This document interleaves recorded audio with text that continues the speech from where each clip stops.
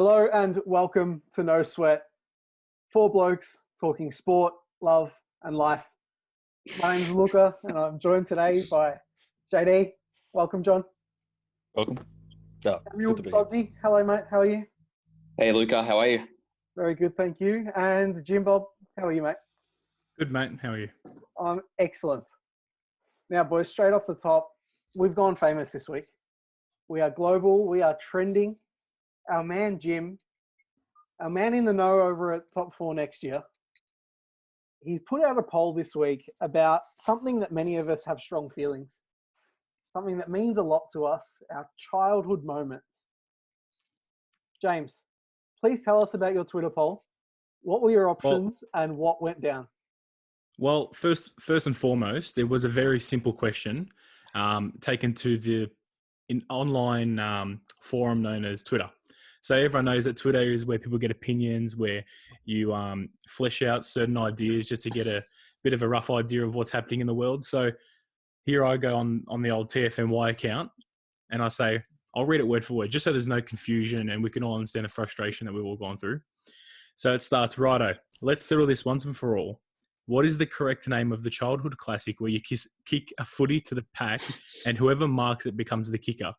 The results will settle years of debates and probably destroy friendships. Right. And there were Very three good. options, which are very, very commonly used.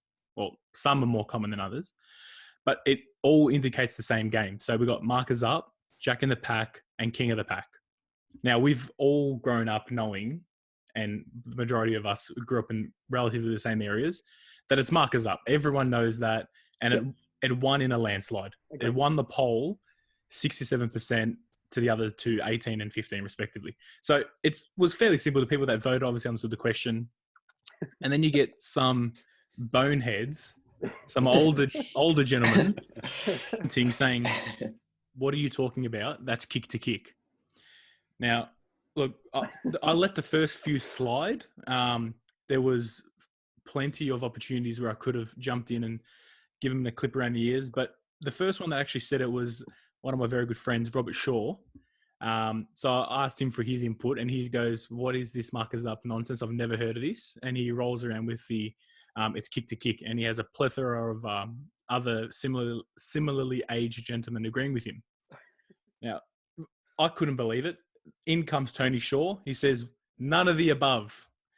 And I'm just looking at this. It's very simple, John. So, Jim, just to clarify here, it wasn't that they're questioning the name of the action. They were questioning the action itself, the actual game itself they had never heard of. Is that right? Correct. They did not understand the premise of the game.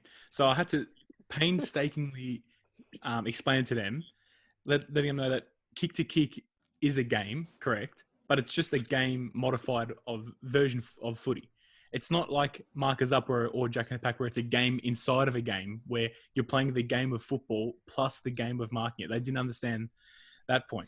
Anyway, some common sense prevailed and Shane McInnes came to the rescue and he just said, guys, I can't believe this is even a debate, but thank goodness that Markers Up is on top. Then he had some backlash and old mate John piped up and he sorted it out for us all by drawing out a nice fleshed out diagram. And Brilliant that actually... infographic. It was fantastic. It was Shane pretty hard to McGuinness- argue with, yeah. Shane McGuinness loved it. And after that, it was pretty certain that no one was on the same page when it comes to the generational gap. And these old blokes just need to understand that there's a game other than kick to kick. Dodd? Perhaps an okay boomer response would have gotten to Robert Shaw a bit better. Well, I actually, speaking of Robert Shaw, I actually asked him for a bit of a public apology just because he flouses everything that he was saying without knowing what he was talking about. But that's for another day. Did he oblige or not? Not yet, but I might chase it up. Waiting for that one But in the mail there, Robert. Yeah. But anyone saying kick to kick, you just need to pull your head in, actually look at what we're talking about. And for some reason, a lot of people, just another one, which is another name that we never actually saw, was a lot of people from the Mornington Peninsula were saying that they just call it packs. Oh, So, yeah, there's plenty of names, but the outright winner with, was it 65%? No, 67% was Markers Up, and rightfully so. Jack in the Pack second with 18% and King of the Pack 15%. So I think So there's that a was big my week. a big issue with the two camps here. People just didn't understand what was going on, and people were blatantly wrong. One of the two. Yeah, I think a lot of older blokes are commenting because Tony Shaw and Robert Shaw got onto it, and they got onto it early, and that just snowballed from there. But it was good to have some conversation, get why. But if I'm not misunderstanding it, I thought that they just were talking about a game with 2 packs on each end, not markers up, which is 1 pack and 1 singular kicker. So I think these old blokes just didn't have markers up going on at their time, or they completely misunderstood the question and got it wrong. What do you think, John? Well, I think that's probably the most disappointing part about this. Forget that, like, even though the poll was brilliant in itself, like trying to ascertain the correct name, which we all know is Marcus Up. Pack. Seriously, I've never heard that in my life. But that really is that these old blokes have never played that game. That was one of the absolute greats. That's what forced, speckies and stuff like that, because then you'd end up at the other end and you get to kick the ball for the next 12 blokes while a bunch of people are all, fighting over it. And that was probably the aspect there that really didn't make any sense, that these blokes had never heard of the game. That was disappointing. Yeah, it was. Does it make you wonder what other games are out there that we've never heard of? Or other games that we've just completely misunderstood. Maybe. There was a great reply that was retweeted by James at Top 4 Next Year, which I loved. I'm just going to bring it up. Yep. Which I think James might have done this a bit quicker than I have, but from Billy Hill. Really encapsulates the feeling of what Markers Up was. The sporty jocks in the middle of the pack relishing the contest. The showy kids at the back looking to take a screamer. The undersized kids at the margins looking to row from the contest. And the scrawny kids at the side looking for a loose ball get. Brilliant. Encapsulates it perfectly. Very good. Although Very good. Billy summed it up great, except he still called the game kick to kick. So, mate, you might want to reassess that one. Anyway. Unless he was maybe trying to just be that peacemaker between the older generation and the younger generation, that could be an option. But it's possible. It's possible. One man who was on the correct side of things, though, and also shout out to him, Mitch Cleary from AFL Exchange.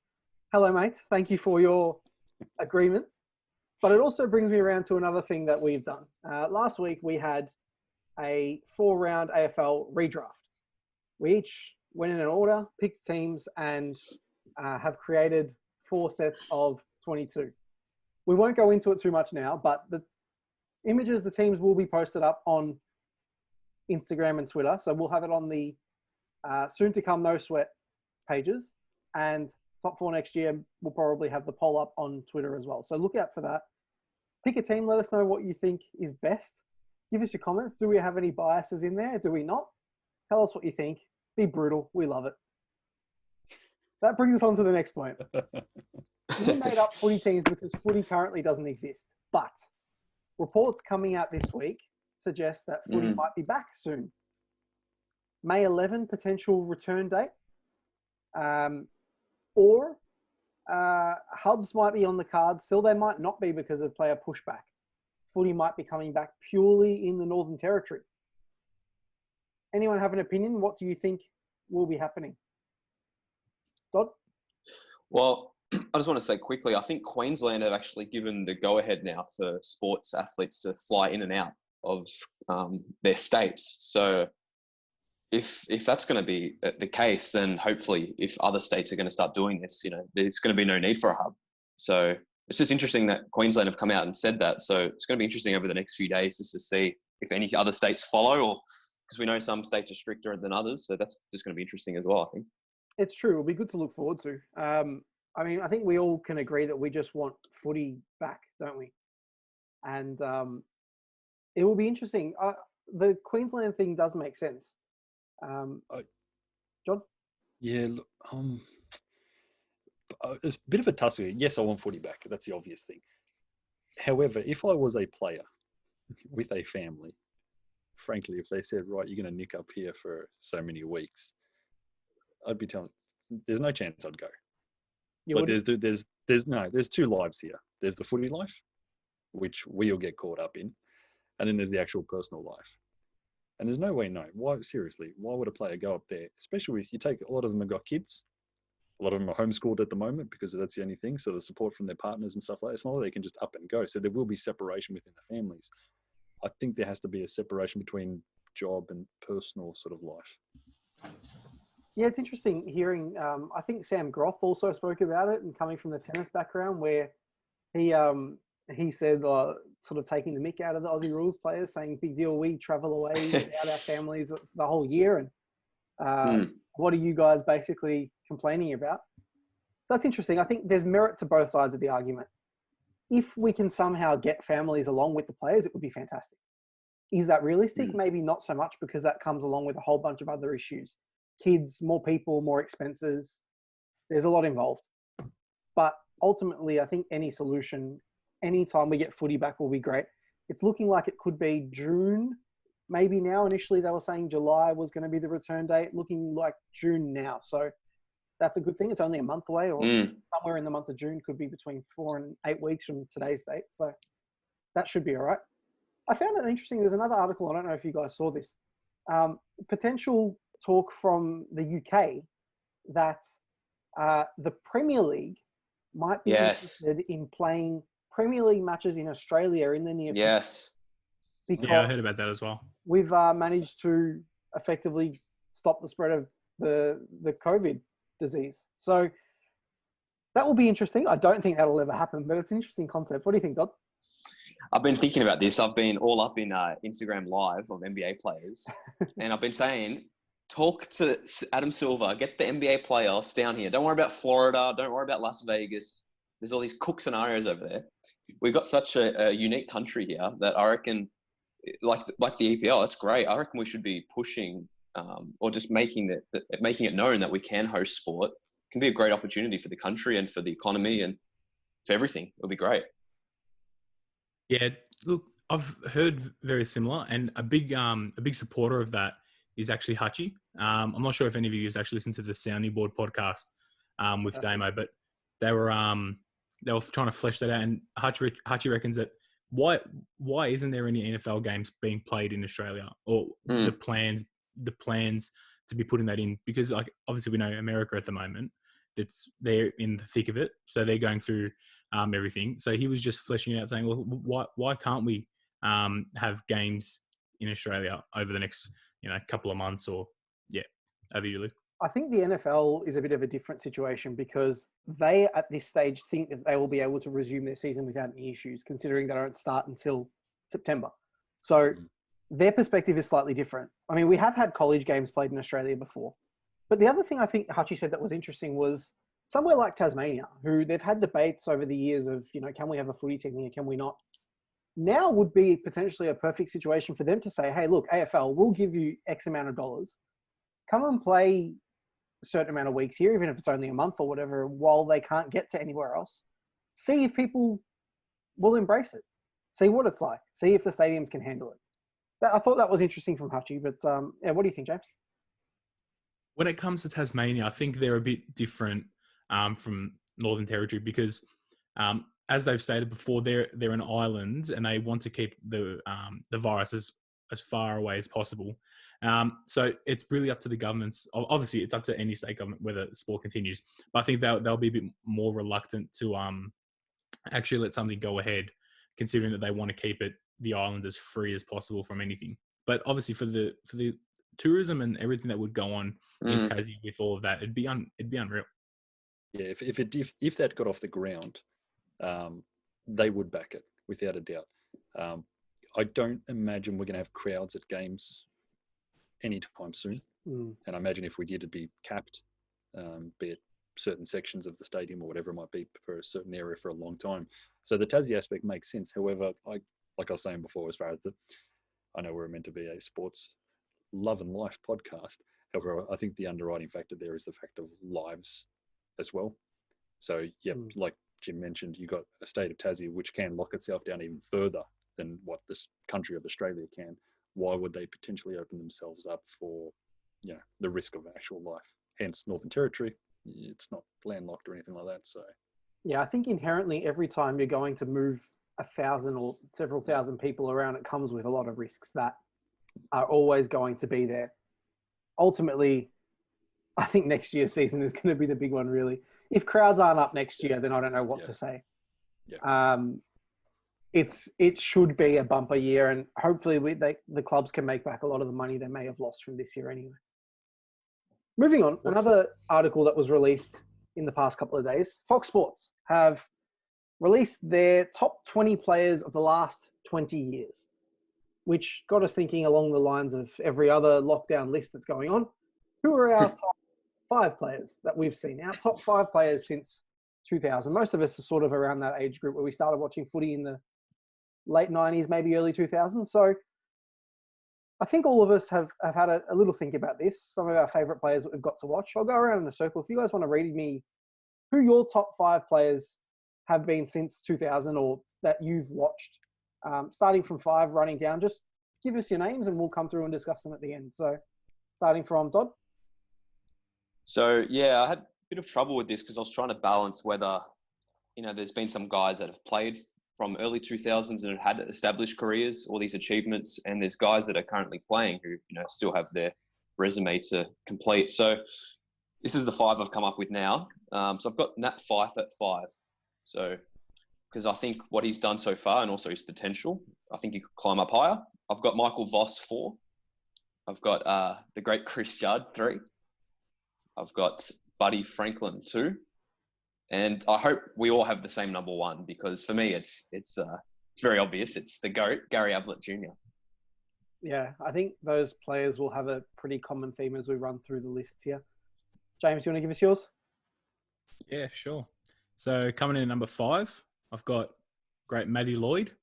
Obviously growing up as an Essendon supporter, he was amazing to watch. Just sit it on his head and just watch the magic happen. I remember being at the game. I'm not sure if you guys remember, but when he won Mark of the Year against Melbourne, took that big hanger. I remember I was there, and the guy in front of us said, "Give him the car," and he was actually right. Number 4, I've got Buddy as well. When he's on song, there's just honestly nothing you can do. And just recently, that's come up again. Last couple of weeks, the videos on Facebook of the Rance versus Buddy battles that over the years been a joy to watch. Coming number 3 is Vossi. So yeah, that's pretty self-explanatory. Number 2 is Hurd, and my number 1 is also Gary Ablett Jr. Interesting. A few Bombers players in that top 5. Yeah, I'm not sure about that. Gee whiz, and I get accused of bias. Well, while we're on it, John, tell us who you've got in there. Number 1, Ben Cunnington. Did you have trouble picking between Cunnington and Larkey for number 1? Look, I did, but I'll give Cunnington the benefit of the doubt there. Yeah, because of the age. Now I may have misread this, what the topic may have specifically said, but I've gone with a slightly different tact of players I've just enjoyed watching as opposed to necessarily the best. Okay. Always to be slightly different. And even though I am the oldest, my memory is also the worst. So in no particular order whatsoever, Ben Cunnington is on my list. I love him. He's just a worker. That's it. I'm out of here. He is a grinder. Oh, and what if you watch him close enough, boys, you will see there is just a certain level of beauty to the way he goes about his work. Buddy Franklin, the beauty on his head now, the hair, or something else? Yeah, look, that's his only failing. We're not all perfect, and sadly, the fact that Ben Cunnington didn't go bald with grace is disappointing. But that's all right. It's not to question that aspect of his life, just his footy. Buddy Franklin, of course, excitement machine. The stuff he used to does and has done. Fond memories watching him. Gary Ablett, Cyril Rioli, again from an enjoyment aspect, not the best, but from an enjoyment aspect of watching the game, he was an excitement machine, along with Mr. Eddie Betts. Interesting. So some X Factor players in there. Just a little bit. Not the best, but... Okay, so someone's always going to go rogue. Now we know who it's going to be. So next time I'll send you a different question, John. We can mute that out and post-edit. I'll round that off with mine. I think I've still gone with a little bit of recency bias. 4 of the 5 players in my list are still playing. So in 5th place, I've gone with Danger. I know he may not have had the most decorated career so far, but I think in terms of player quality, he's really high up there. And I think I preferred him over someone like Voss just because I've seen him more. I love Vossi as a player, but I think I've just been exposed to more Dangerfield, and that's meant that he goes in my list. And hand in hand, I think number 4, I've gone with Nat Fyfe. Again, another current player, but he's just so good. 2 two-time Brownlow now. He's earned his stripes. So 5'4". Number 3 is Buddy Franklin, absolute elite. We know what he can do. Number 2, Chris Judd. I mean, I would love to put him 1, but I think it would be unfair on the great little man Gary Ablett, who is, I think, by most people now regarded as one of the best ever, if not the best. So that was fun. I should have read For out the Fox Sports list just for our interest and our reading pleasure. Feel free to give me your inputs. Just quickly, so 3 out of 4 of us had Gaz as number 1. Just one answer, 1 second to think about it. If you're picking a team, who do you pick, him or his dad? Junior. I have to say Junior as well. Sorry, today's game? Let's go in the middle. Let's go 2003. Matty Lloyd then. No, Junior. Yeah, I think I'm taking Junior as well. Again, we could be accused of just our exposure. We weren't around when Senior was playing very much. Recency bias. I'm sure some people will accuse us of that. I mean, ultimately, Gary Ablett Jr. is just so good, and at his peak was unplayable. So I think that pushes it over. But the Fox Sports list, feel free to chime in or stop me when you want. Starting from 20, working up to 1. So at 20, Dane Swan. At 19, Jonathan Brown. At 18, Luke Hodge. At 17, Andrew McLeod, great player. 16, Mark Ricciuto, so 2 Adelaide boys back-to-back. Make that 3 Adelaide boys, because at 15, they've got danger. Yeah, I reckon if Ricciuto played for a Victorian club, I reckon he would have got the fame, not the fame, but he would have got the applaud that he deserves. He might. But again, also his peak was so early into this decade that I think it may have sort of been superseded by a few people who've had the majority of their careers in that period. You factor in they had two premierships in that, but that's not when this is being counted though, is correct. Yeah, it was late 90s, wasn't it? So, yeah. So I think that has an impact on people like Ricciuto, a few others anyway. We'll get through the names in a sec. So 14 is Pendlebury, superstar. 13, Simon Black. Again, great career. Gun. 12, Nat Fyfe. I mean, we've discussed our opinions on him already. Number 11, polarizing, but a good career, Adam Goods. Number 10, someone who is often considered in the mix for one of the best fullbacks in Matty Scarlett. Number 9, James Hird. Number 8, another current player, Dusty Martin. Fox Sports, come on. I should have looked up who wrote the article, actually, which I the old headlines sell stories, huh? How's he above Dangerfield and Fife? You'll probably find my name is against that article there, Luke. It is. I can actually tell you now. It was Ben Waterworth, who I like his work on the podcast, but come on, Benny. Dusty at 8, I don't know about that. That's the ultimate recency bias that you could do. Yeah, it's up there. I think, again, he's just got that teenage girl factor that really gets into people. He appeals to the masses, I think. Let's work our way up the list. Number 7, Matty Pavlich, another superstar. Oh, yes. I was actually thinking of putting Pav in mine. Yeah. Can I just say, I read something about Pavlich as well, just quickly. He was selected to 6 All-Australians in 5 different positions, which I never knew. Impressive. So full-back, half-forward flank, centre-half forward, full forward, and interchange. But maybe the most flexible player ever. Yeah, I saw another stat as well from old mate Swamp. I think it was saying that out of each state, they picked a player who has travelled the most, and from WA it was Pav. I think by a large margin as well. Really interesting. Massive shout out to Swamp, by the way. Absolutely love your work. And also, he played 353 games with all that travel as James mentioned. So just a crazy effort. And they're a well-liked guy as well. I've never heard a fan base not really liking the Pav. One of the best noses in history. That snout. It ties in really well with number 6 on the board, who's Nick Riewoldt. And yes, recently on the Coach podcast with Paul Roos and Damien Barrett, they spoke about these 2 players head-to-head. Because obviously, sorry, not Paul Roos, Ross Lyon and Damien Barrett. And Ross coached both of them, and he was asked who he would prefer. Obviously, he sat on the fence, but they had very similar careers, both very distinguished, both a lot of all Australians, a lot of games played, and essentially club champions. So it makes sense that they're both put together on this list. As we move up to the top 5, in 5th position, Mr. Waterworth has Nathan Buckley, who many debates about the Buckley, Voss, Hurd trio in their era. Benny has Buckley at 5. At 4, he's got Chris Judd, which to me is too low, but my opinions on that. Too low as in he should have been As in he should be 20? No, Or the other way. 1? Is this you should be scrolling on a closer to 1. spreadsheet, or is this? At 3, he had Michael Voss. At 2, he had Buddy Franklin, and at 1, he had Gaz Jr. So at least he finished in the right place, Benny. But interesting to consider. I mean, we've all had players we love, and John has certain players that he.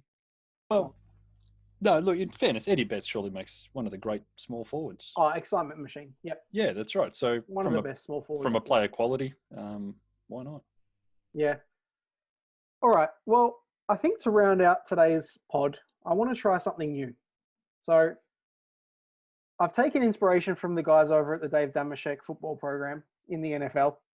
And we've got a game called Footy IQ. The way it works is we go around in a circle and everybody has to name something. So for example, if the topic were name 18 football clubs, then you would go around in a circle and name one at a time. And if you got one wrong, then you are out. Aim is to get to the end of the list and to complete them all without making any mistakes. So we've pre-established today's order, and John will be going first, Dodd will be going second, and James will be going third. And I'll keep track of your guesses. Today's topic, I figured we'll start somewhere relatively simple. Today's topic will be name every number 1 draft pick since 2001. So there's 19 number 1 draft picks. No cheating. No cheating, boys. We'll We're go relying on around the in order. honesty system. No Eddie Betts, JD. Hands in the air. So number Okay. 1 AFL draft picks since 2001, starting from John. Well, thankfully, Cunnington went pick 5, but it's okay. Luke Hodge. Hodge is correct. Samuel. Oh heck, 2002. But you don't have to go in order. You can just name them as you like. Oh really? Any number 1 draft pick since 2001. Okay. Jack Watts. Jack Watts is correct. 2008 to Melbourne. James. Cam Rayner. Cam Rayner. Correct. 2017 to Brisbane. John. Scully. Scully is correct. 2009 to Melbourne. Dodd. Shout out James's boy, Lockie Whitfield. Lockie Whitfield is correct. 2012 GWS. Jim. Sam Walsh. Walsh, yes. 2018 to the Blues. One of many. John. Brett Deledio. Brett Deledio is Ooh, correct. 2004 to Richmond. Dodd. Tom Boyd, the big fella. Tom Boyd is correct. 2013 to the Doggies. Jim. Let's go Pidge McGrath. McGrath is on the list at number 16. I couldn't find his name for a sec. John? Test my memory here. Matty Cruiser. Matty Cruiser was. The Cruiser Cup, famous 2007 Nice. pickup. The last game of the year between Carlton and Melbourne. Who would take pick 1 to get the Cruiser? Dodd? Clearly the better of 2 Swallows because he didn't play for North. David. Yes, number 10. 2010, Gold Coast. Tim? I think I'm stumped here. Was Mark Murphy number 1 pick? Mark Murphy was a number 1 pick. 2005 Well played, to the well Blues. played. JD. You're starting to dry up here.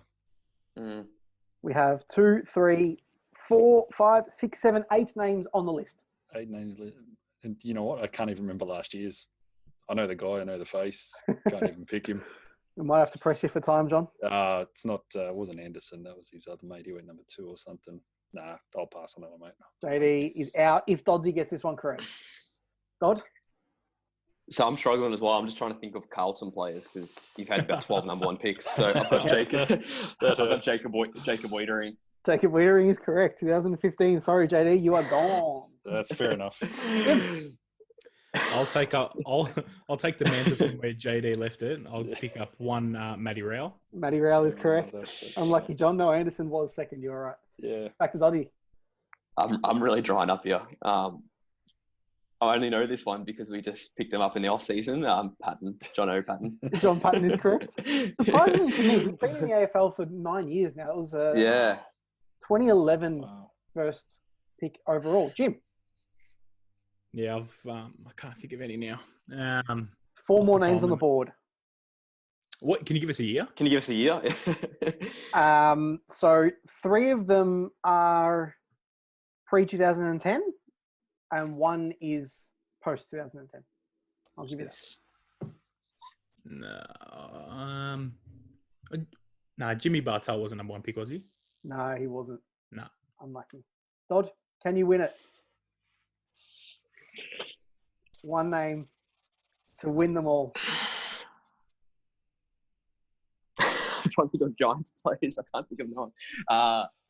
Cornelia wasn't a number 1. No, I'm out. All right. Well, if you were thinking of Giants Uh, players, you wouldn't have got one right anyway because they're all No. gone. So the names left on the Oh, board. wow. Good effort though, boys. Not bad. The names left on the board were starting from 2002. Yes, John. Just to see how we go here, was one of them a Richmond player? Not No, 2002. no, we've Okay, got no, St it's all Kilda, a Bulldogs, a Carlton, and another St Kilda. Oh, it was Bryce Oh, Gibbs. Bryce Gibbs was. Yep, he was in the middle of Yep. the Murphy Gibbs Cruiser trio of Carlton names in a row. How did I not Paddy get Mc- that? Back to back to Paddy back. McCartan. Oh, Paddy yeah. McCartan was one of Yeah. the St Kilda ones. Yep, and And we what are was the other missing one? 2002, 2003. 2002, 2003. Both. It would have been at the bottom One of the of ladder them's a Brownlow medalist, and one of them's I think a club legend, I would say. So St Kilda, 2002, Brendan Goddard, there. No. Oh yeah. and 2003 to the Doggies, Brownlow medalist Adam Cooney. Oh, Coon. Coons. Yeah. Yeah. Shout out Cooney. Sorry, mate. There's So one that that flies was, under the radar. That was our Fuck. first iteration of Footy IQ. Thanks for playing, boys. No, it's good. Well done. I think there's some potential there. No We one can- won. We can do some simpler ones and some more difficult ones. But When you're under the not pump, bad. you start thinking about heaps of things. yeah, you did surprisingly. I think you got a few Just that I life in didn't general. expect you to get. So good job. You start thinking about the life in the football love and life part That's of the it. Your podcast. mind wanders. There's so much. I was starting to doubt if Cunnington won't pick one or something. I didn't want to.